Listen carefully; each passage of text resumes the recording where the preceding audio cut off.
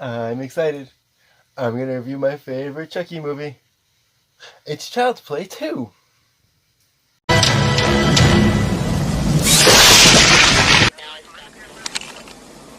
Rawr!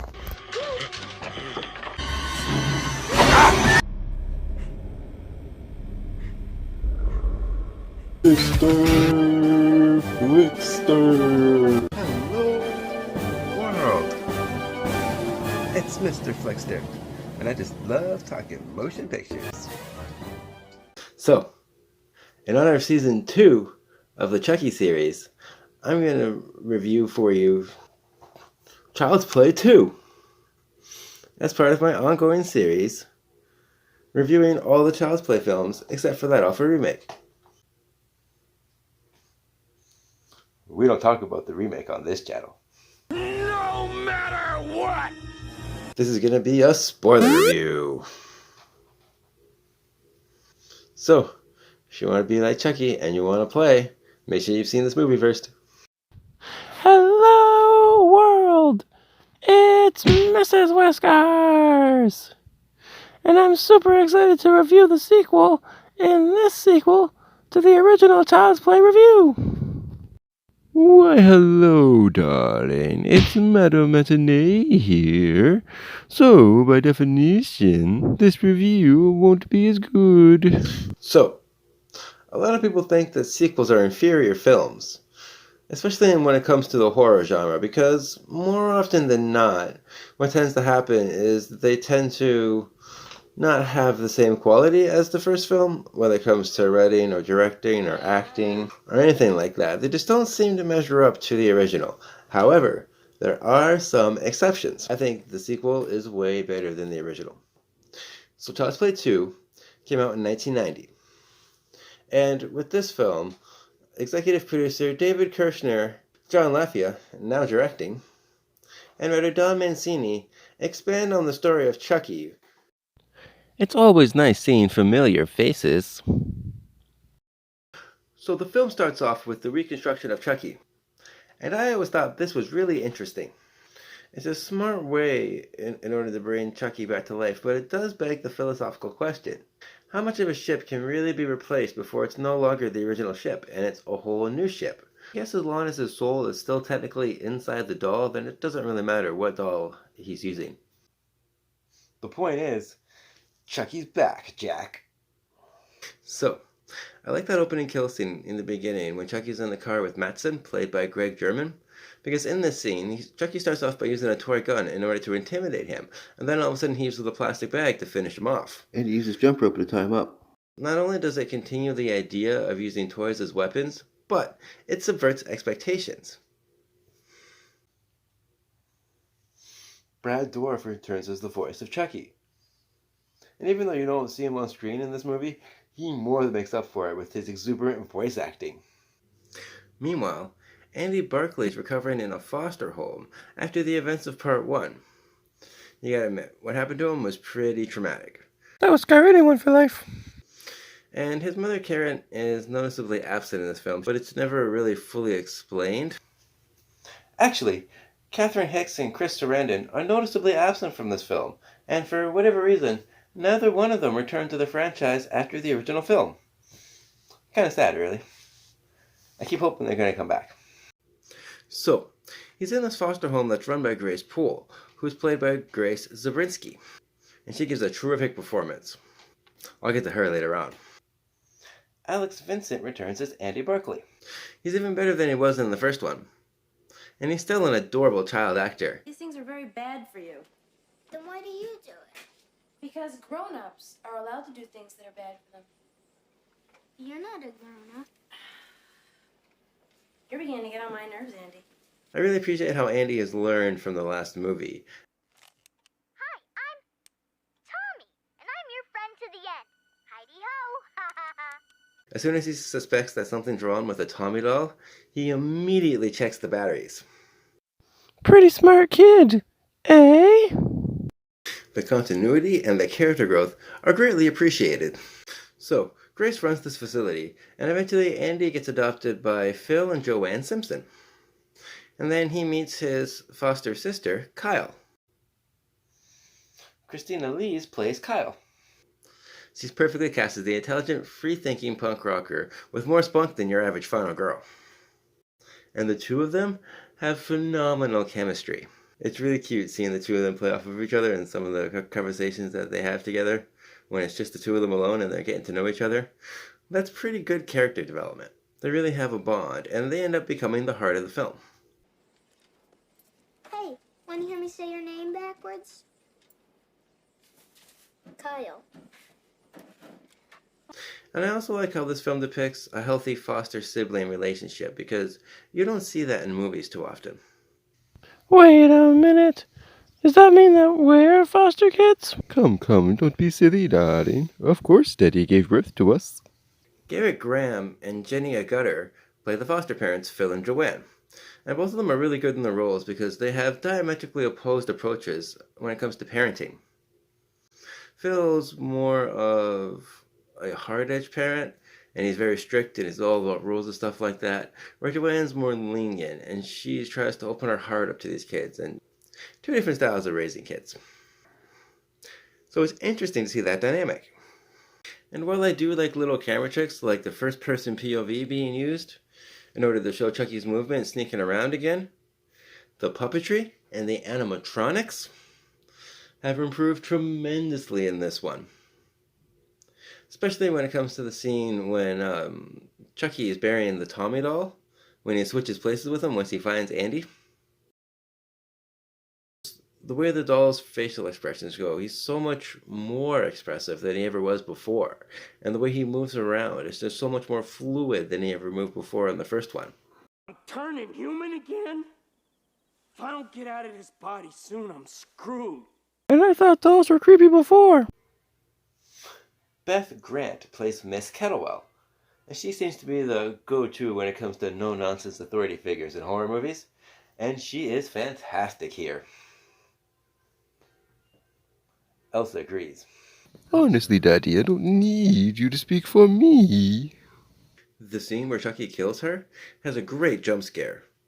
I'm not a huge fan of jump scares, especially when movies become over-reliant on them, or if movies have too many fake jump scares, but if they're used effectively, they can be done very well. Boo! And this scene is no exception.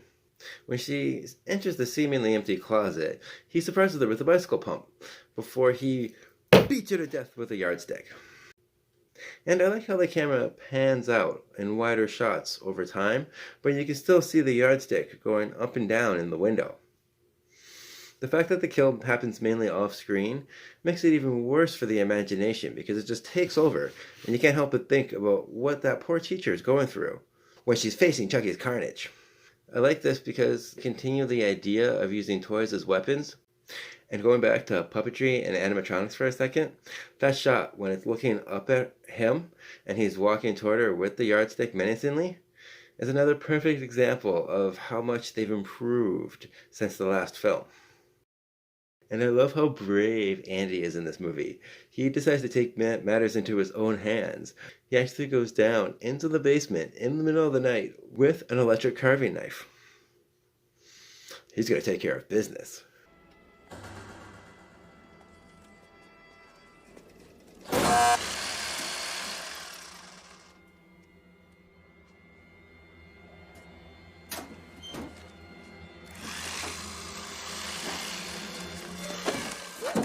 And Phil's kill scene is crucial because it's integral to the plot. Not only does it make Phil aware that Andy was right the whole time, it also shows that Chucky will stop at nothing if anybody gets in his way. He's not messing around either. And after this, Joanne looks at Andy very differently. She won't even go near him. He also says one of my favorite one-liners in this scene. How's it hanging, Phil?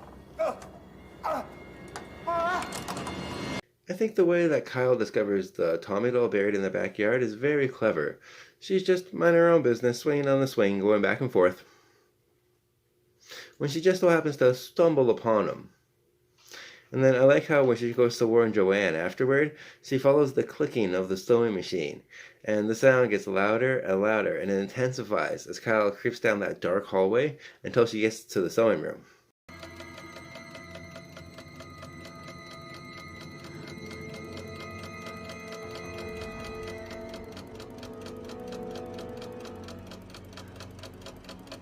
Joanne?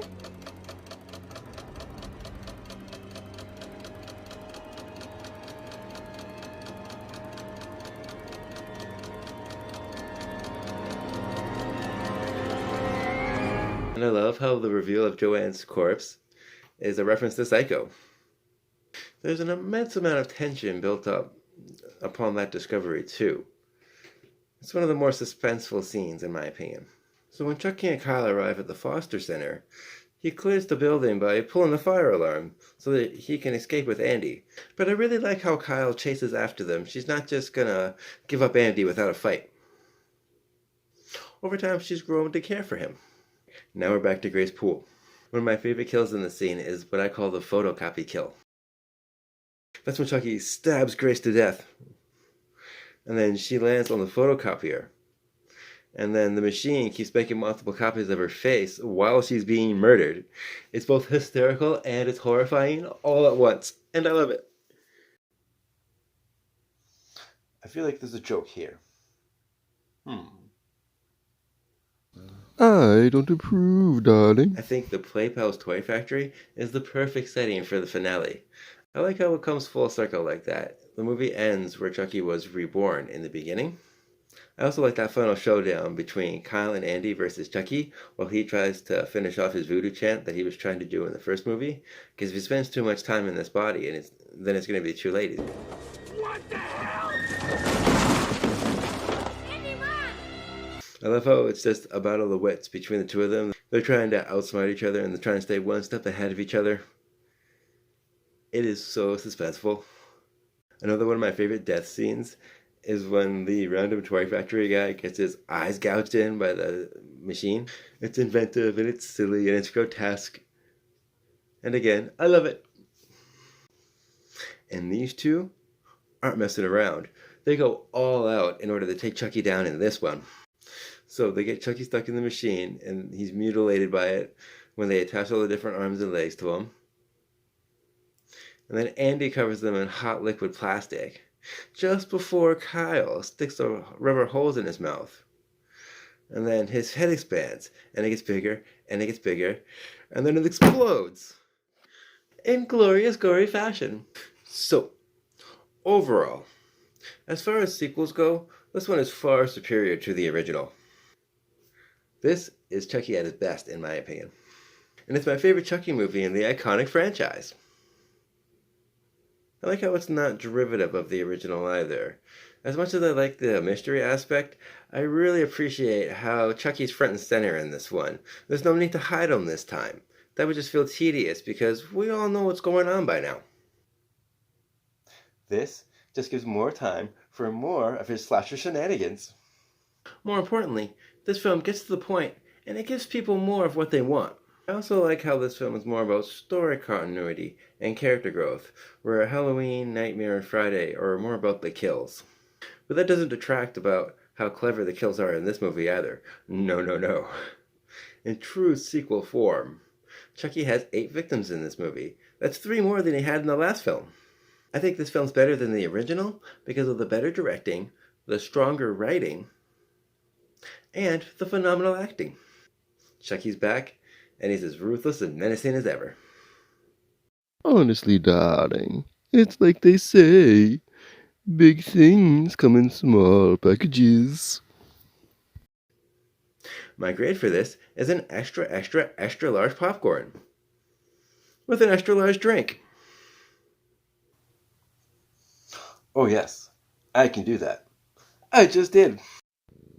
If you like what you've seen here, then you should really watch my daddy's reviews and ranking of all 5 Scream films, now available on his channel. Thanks for watching!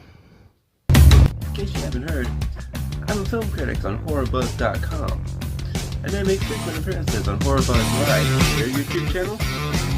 I'll make sure to put links below for that. Well, next time, I'm Mr. Flickster, and I just love motion pictures.